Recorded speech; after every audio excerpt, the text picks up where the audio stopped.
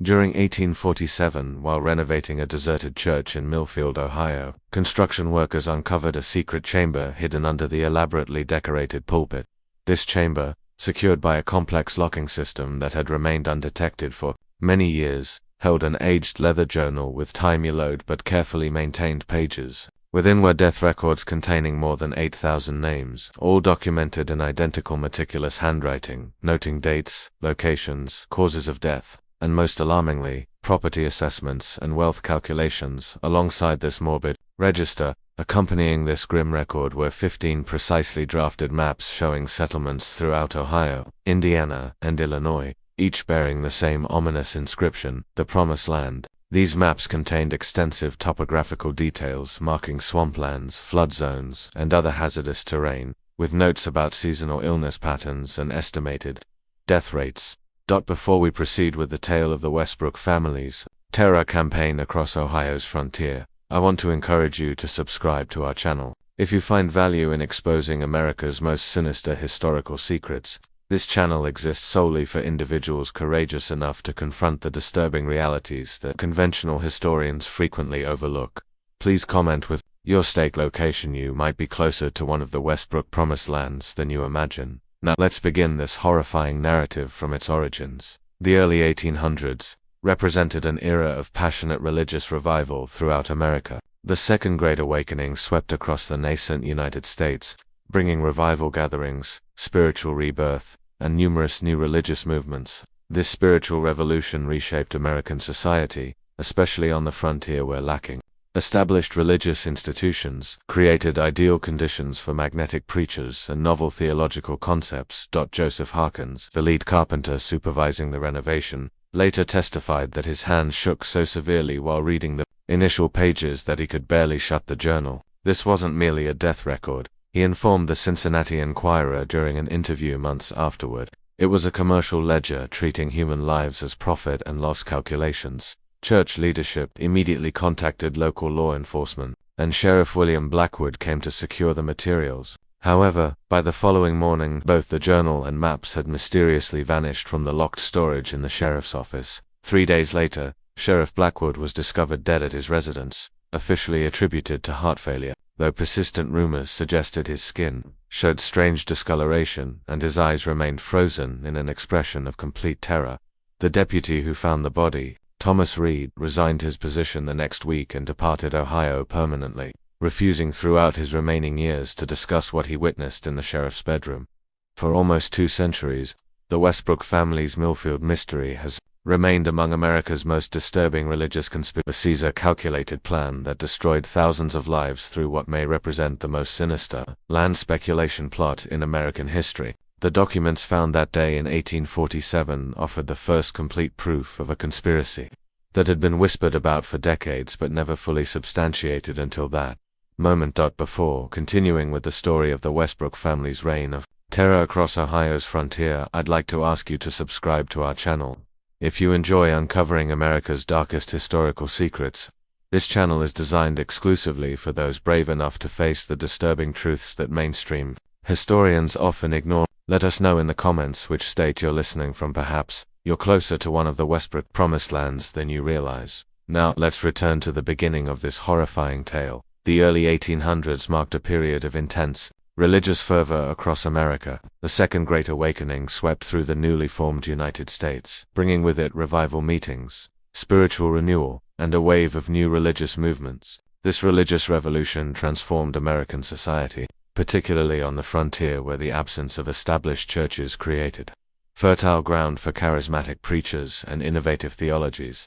Camp meetings could attract thousands of people who would journey for days to participate, often experiencing what they described as direct divine speaking in tongues, and receiving visions that altered their life's direction. Ohio, having achieved statehood in 1803, represented the gateway to America's western frontier, a place where land was abundant, oversight was minimal, and ambitious men could reinvent themselves far from the watchful eyes of established society. The state experienced explosive growth during this period, its population increasing from just 45,000 in 1800 to over 580,000 by 1820.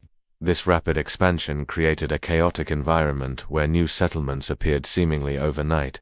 and religious communities could establish themselves with minimal scrutiny. Among the men drawn to this opportunity was Isaiah Westbrook, a failed merchant from Hartford, Connecticut, who arrived in Chillicothe, Ohio, in the spring of 1803. Unlike many settlers who came with dreams of farming or trading, Isaiah arrived with something far more valuable, a vision, or so he claimed. Standing over 6 feet tall with piercing blue eyes and a commanding presence, enhanced by a meticulously groomed full beard, Isaiah quickly established himself as a lay preacher, initially working with an established Methodist circuits but gradually forming his own independent congregation. He possessed a voice that contemporaries described as thunder wrapped in velvet, powerful enough to reach the back of any gathering, yet intimate enough to make each listener feel personally addressed. "God has led me to this place," he told the small group who gathered to hear him speak in the town square that first summer, his voice carrying across the humid Ohio air. "He has shown me that this land, this Ohio country, is to be a new Jerusalem.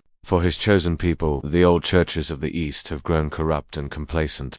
Here, where the forests still echo with the voice of creation, we shall build a pure faith." Isaiah's charisma was undeniable. Those who encountered him frequently described an unusual intensity in his gaze, a certainty in his words that seemed to transcend ordinary faith. Hannah Weathers, whose journal provides one of the few first-hand accounts of Isaiah's early preaching, wrote, "When Reverend Westbrook speaks of divine visions, even the most skeptical find themselves nodding in agreement. There is something in his eyes that makes disbelief seem impossible, as though he can see straight through to your soul and address the doubts you've never spoken aloud." Within months, his roadside sermons were drawing crowds from miles around. By winter, a small but devoted congregation had formed around him, calling themselves the faithful of the new promise. Isaiah's theology was a calculated blend of familiar Christian doctrine and innovative interpretations that positioned him as a uniquely authoritative voice. He emphasized direct divine revelation, the imminent establishment of sacred communities, and the special status of those who recognized his calling, elements that would later prove crucial to his scheme. What few of Isaiah's followers knew was that he was not alone in his enterprise. His younger brothers, Daniel and Samuel Westbrook, had arrived quietly in Ohio several months before him, traveling separately and establishing themselves in different settlements to avoid arousing suspicion. While Isaiah preached, Daniel and Samuel were busy purchasing large tracts of land throughout the region, often selecting properties that appeared worthless on paper: swamplands, rocky hillsides, and flood-prone river bottoms. They paid pennies on the dollar for these seemingly worthless parcels, using funds from their family's failed mercantile business in Connecticut, money that rightfully belonged to their creditors. Each brother played a distinct and carefully calculated role in their emerging enterprise. Isaiah, the eldest at 36 when they arrived in Ohio, provided the charismatic leadership and theological framework. With his commanding presence and persuasive oratory, he became the public face of their movement. Daniel, the middle brother at 33, possessed a scholarly demeanor and had studied briefly at Yale Divinity School before financial troubles forced his withdrawal. He crafted the theological justifications for their scheme, producing volumes of religious texts that lent intellectual credibility to Isaiah's visions. Samuel, the youngest at 29, was the practical executive, a shrewd businessman with a talent for property law and financial manipulation, who managed their growing portfolio of land holdings. Court records from Connecticut reveal that the Westbrook brothers had attempted a smaller version of their scheme in Rhode Island 2 years earlier, establishing a short-lived religious community that collapsed amid accusations of financial impropriety. They departed just ahead of legal proceedings, leaving behind substantial debts and several investors who claimed to have been defrauded. This earlier failure appeared to have taught them valuable lessons about the scale and isolation necessary for their deception to succeed. The Westbrook brothers established their first permanent church in Millfield in 1805, a modest wooden structure that nonetheless featured an unusually elevated pulpit with ornate carvings crafted personally by Samuel, who had trained as a carpenter. The pulpit's height was deliberate, placing Isaiah physically above his congregation in a visual reinforcement of his spiritual authority. The church's founding coincided with Isaiah's most significant revelation to date. "God has shown me a vision," he announced to his congregation on a cold January morning, his breath visible in the unheated church. "There is a place, not 30 miles from here, that he has designated as a promised land for our people, a place of abundance where those faithful to our calling shall prosper as never before.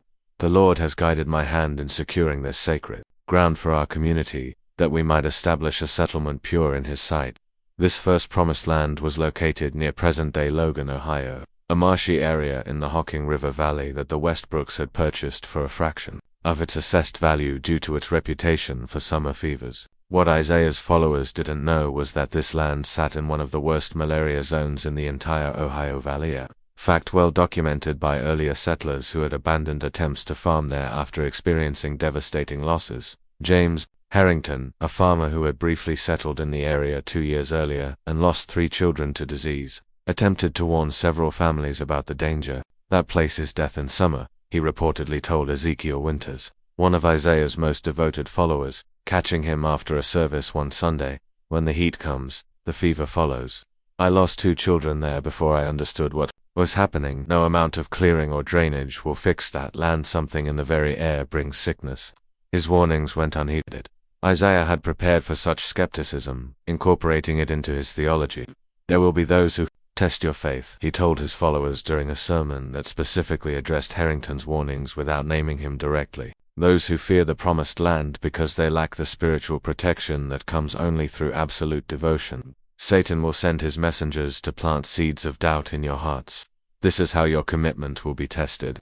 By March 1805, 47 families comprising 192 people had sold their homes and businesses, pooling their resources to purchase parcels in the Westbrooks' first promised land. The price, while seemingly reasonable on paper, represented a markup of over 500% from what the brothers had paid just months earlier. Isaiah led them personally to the settlement, helping establish a temporary church and organizing the construction of simple cabins. He remained with them through April, conducting daily services and overseeing the development of the community.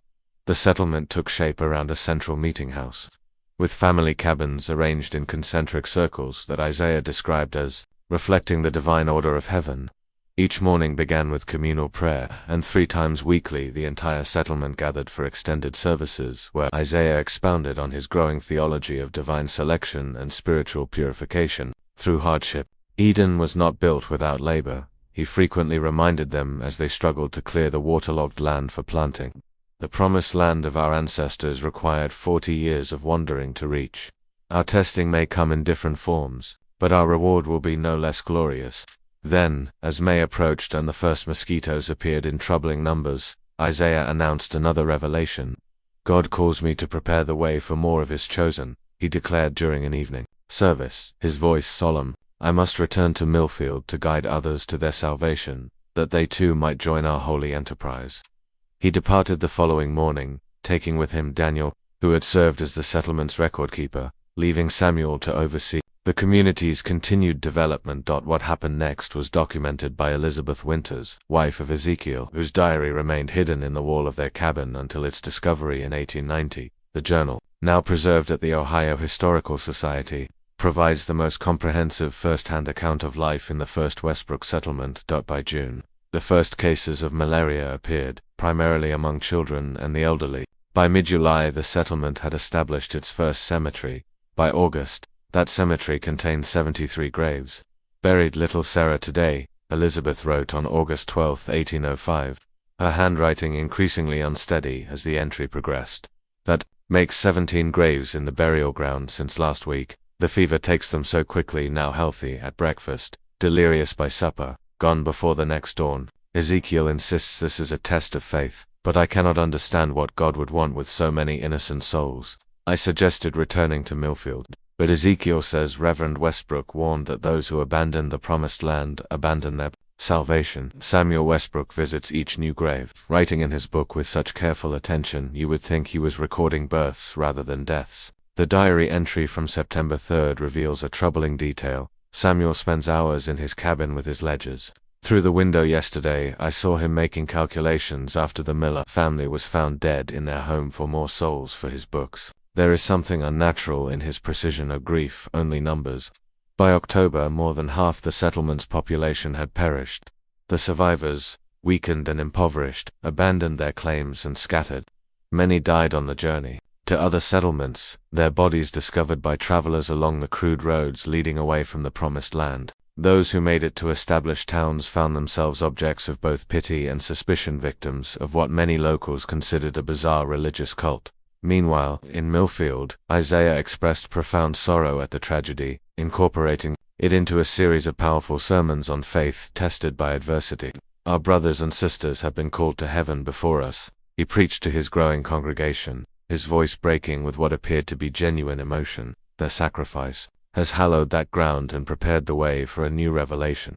The Lord tests most severely those he loves most dearly. What none of his followers realized was that Isaiah had already directed Samuel to quietly reclaim ownership of the abandoned properties through a network of legal proxies. By December 1805, the Westbrooks had recovered virtually all the land from their failed settlement, now at no cost to themselves, while retaining the original purchase funds paid by the settlers. This land would later be resold to timber speculators once the region's malaria reputation had faded from public memory. This pattern would repeat itself over the next 3 decades with frightening precision. Between 1805 and 1840, the Westbrook brothers established 15 different promised land settlements across Ohio, Indiana, and eventually Illinois. Each followed the same essential formula. Isaiah would announce a divine revelation identifying a new sacred site. Daniel would produce theological justifications and organize the faithful. Samuel would handle the practical matters of land transactions and construction. The brothers refined their method with each iteration. Later promised lands included not just malarial swamps but also arid areas prone to crop failure, flood zones that would drown spring plantings, and heavily forested regions that required impossible amounts of labor to clear for farming. In each case, the land appeared promising to inexperienced eyes but harbored fatal flaws obvious to experienced settlers. Their fourth settlement, established near present-day Marion, Ohio, in 1810, introduced a new element to their scheme. This location sat on a floodplain that appeared fertile and well-watered during the dry autumn when prospective settlers were first shown the property. What Isaiah described as God's blessing of abundant water was, in reality, a seasonal flooding pattern that would inundate the entire settlement each spring, destroying crops, contaminating wells, and spreading waterborne diseases. Particularly ingenious was their seventh settlement in western Ohio, established in 1815. This location featured what appeared to be exceptionally fertile soil, dark and rich-looking. In reality, the soil contained a high clay content that retained water poorly and formed a cement-like crust when dry, making agriculture nearly impossible. By the time settlers discovered this reality, winter had set in, leaving them trapped in an unsustainable location until spring, by which time starvation and disease had claimed dozens of lives. What the Westbrooks perfected was a form of religious exploitation unprecedented in American history, wrote historian Margaret Sinclair. In her 1998 analysis of the case, they deliberately selected lands that would produce maximum casualties within the first year of settlement, allowing them to reclaim and resell the properties multiple times to new groups of faithful. Their scheme combined the worst elements of religious manipulation and predatory capitalism, weaponizing faith against the very people who embraced it most fervently. The second critical component of the Westbrook scheme emerged around 1810, when they began requiring all members of their movement to sign a covenant of faith, a document that appeared to be a spiritual commitment but functioned as a legal transfer of property rights. Contained by the brothers in Columbus, Martha leveraged this opportunity with remarkable strategic thinking, crafting a persona of naive devotion that allowed her to move through the church's headquarters without arousing suspicion. What Martha discovered there would ultimately unravel the Westbrooks' empire while organizing papers in Daniel's study one afternoon in early May. She came across a locked cabinet of unusual design. Emma, having been entrusted with keys as part of her duties, innocently provided access when Martha expressed curiosity about its contents. Inside, Martha found detailed maps of all 15 promised land settlements with annotations documenting soil conditions, drainage problems, and disease patterns. Most disturbing were the meticulous records of death, thousands of names organized by settlement and year, with property values noted alongside each family. These documents revealed the full extent of the Westbrook scheme, including projections of expected mortality rates for each settlement location and calculations of anticipated property reclamation values. One particularly disturbing document outlined what was called the selection criteria for covenant families, a methodology for identifying prospective settlers with maximum financial assets and minimal extended family connections who might later make claims on their property. "Cannot express the horror I felt," Martha later wrote in a deposition given to Ohio state authorities. These were not records of tragic losses, they were inventory lists. Human lives reduced to financial calculations, with projected mortality rates for each settlement. They knew. They had always known exactly what would happen to these people. The deaths that Isaiah proclaimed as divine tests were in fact carefully engineered outcomes designed to maximize property acquisition while minimizing legal complications. Martha's discovery coincided with the Westbrooks' preparations for their 16th settlement, potentially their most ambitious and deadly, located in a remote area of southern Illinois. This new promised land sat in a region notorious for both malaria and violent conflicts with remaining Native American populations. Internal documents suggested the brothers anticipated a mortality rate exceeding 70% within 6 months.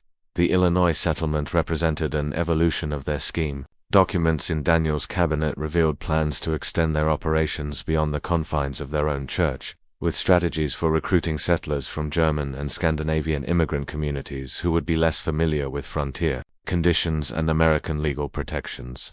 The projected revenue from this single settlement exceeded $75,000 more than all their previous operations combined.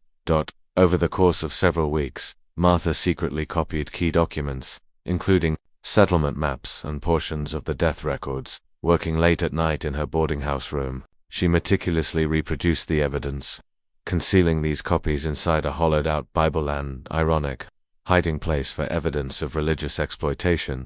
Her plan was to escape back to Boston with this evidence and alert federal authorities through her father's political connections.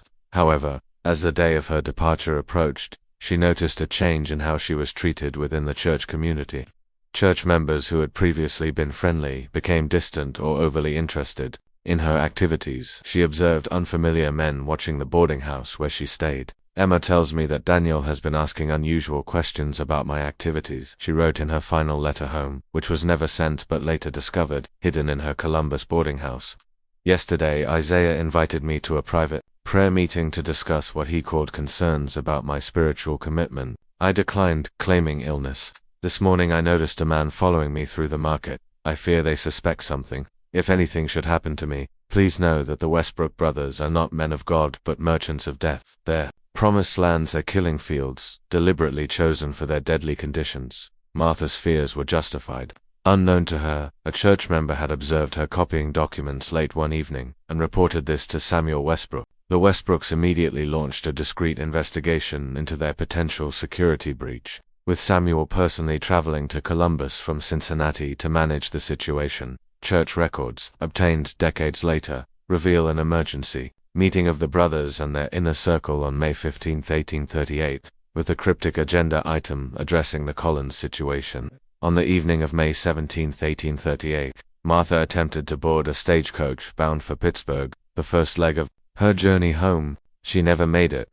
According to the stagecoach operator's log, a young woman matching Martha's description approached the station, but was intercepted by 2 men who escorted her away after a brief conversation. A witness later described seeing her enter a church carriage accompanied by a man believed to be Samuel Westbrook. She was never seen again. The official explanation provided by the Westbrook Church was that Martha had received a divine calling to join the advance preparation team for the Illinois settlement. When her family in Boston made inquiries, they received letters supposedly written by Martha, describing her spiritual journey and requesting no further contact with her former life. Handwriting experts would later confirm these letters were forgeries, likely written by Daniel Westbrook, whose scholarly background included training in document preparation. Martha's disappearance might have remained just another mystery had it not triggered a chain of events that would ultimately expose the Westbrooks' crimes. Her father, William Collins, a prominent Boston attorney with connections to Massachusetts Senator Daniel Webster, refused to accept the church's explanation. He traveled to Columbus in July 1838 and launched his own investigation, hiring local detectives and offering substantial rewards for information that quickly exceeded what the Westbrooks could counter. Collins was not a man to be underestimated. His legal practice had handled several high-profile cases in Massachusetts, and he approached his daughter's disappearance with the same methodical determination that had made him successful in the courtroom. He established a base of operations in Columbus and began systematically interviewing church members, offering financial incentives for information that quickly exceeded what the Westbrooks could counter. This external pressure coincided with growing internal fractures within the Westbrook organization. Their decades of success had bred arrogance and carelessness. Isaiah's sermons had become increasingly apocalyptic, promising divine retribution against enemies of the faith, thinly veiled threats against anyone who questioned their authority. Daniel had developed a laudanum dependency that affected his reliability, occasionally making contradictory theological pronouncements that confused followers. Samuel, always the most pragmatic brother, had begun transferring assets to accounts in New Orleans, possibly planning an exit strategy. These vulnerabilities created an opening for Jacob Miller, a deacon in the Columbus Church who had served the Westbrooks faithfully for nearly 20 years. Miller had recently lost his daughter and grandchildren in the Illinois settlement's first summer, victims of what church records dispassionately classified as marsh fever. His grief turned to rage when he accidentally discovered documents suggesting the Westbrooks had specific knowledge of the settlement's deadly conditions before sending settlers there. The tipping point came when Miller overheard Samuel discussing Martha Collins' permanent silence with another church elder. The conversation, which took place in what they thought was an empty church office, included references to handling the situation the same way we handled the Peterson woman in 29, an apparent reference to another disappearance that had never been investigated. In September 1838, Miller made contact with William Collins, providing insider confirmation of Martha's discoveries. More importantly, he revealed the existence of the brothers' most closely guarded secret, a master ledger containing records of all deaths, property transfers, and profits from each settlement since 1805.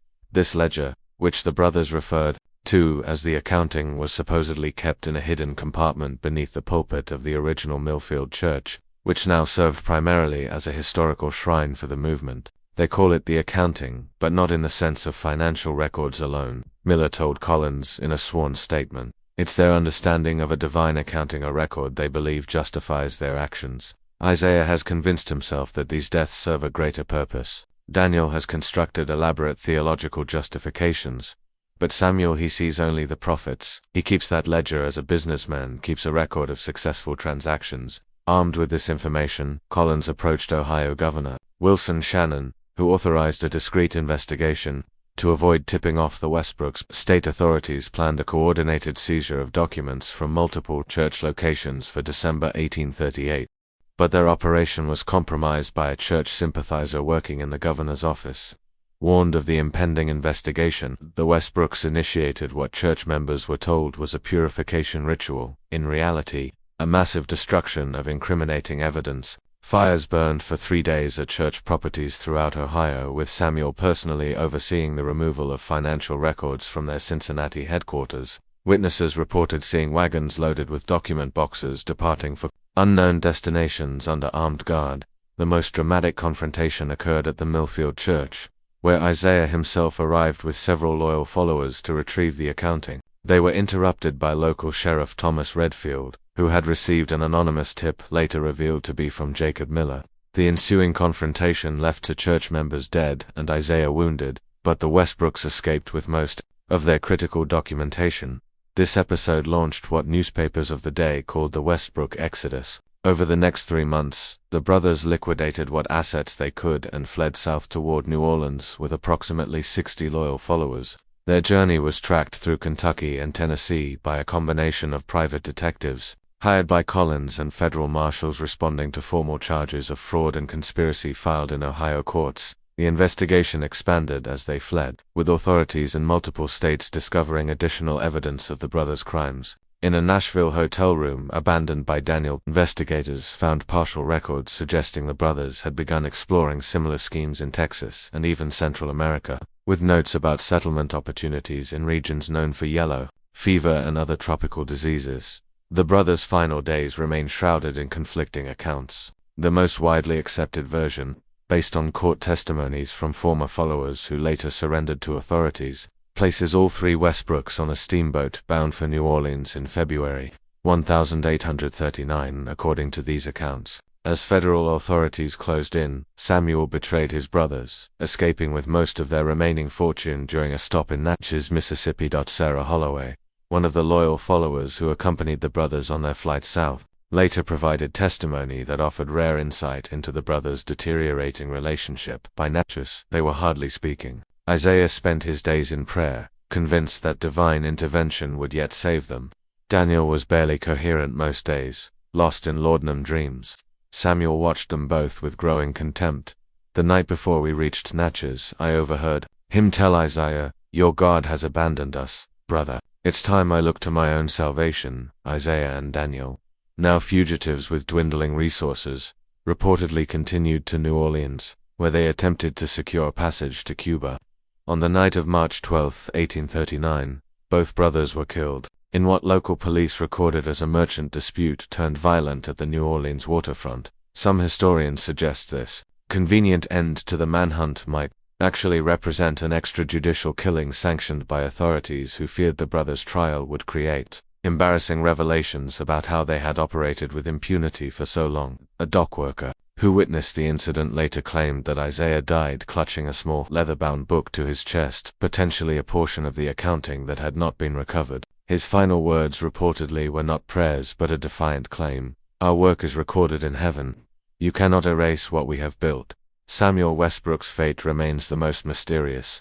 Various reports placed him in Cuba, Mexico, and even England in the years following his brothers' deaths. The most credible account comes from Brazilian police records, which document the 1847 arrest of an American calling himself Samuel West for operating a fraudulent religious colony near Snow Polo. The description matches Samuel Westbrook, and the scheme bore remarkable similarities to the Ohio operations. This suspect died in custody before trial, reportedly from self-administered poison. A journal confiscated from Samuel West by Brazilian authorities contained passages that seemed to confirm his identity. My brothers lacked vision. They saw our work as confined to the American frontier. I always understood that our model could function anywhere faith blinds people to reason. The principles remain sound, though implementation must adapt to local conditions. What's most disturbing about the Westbrooks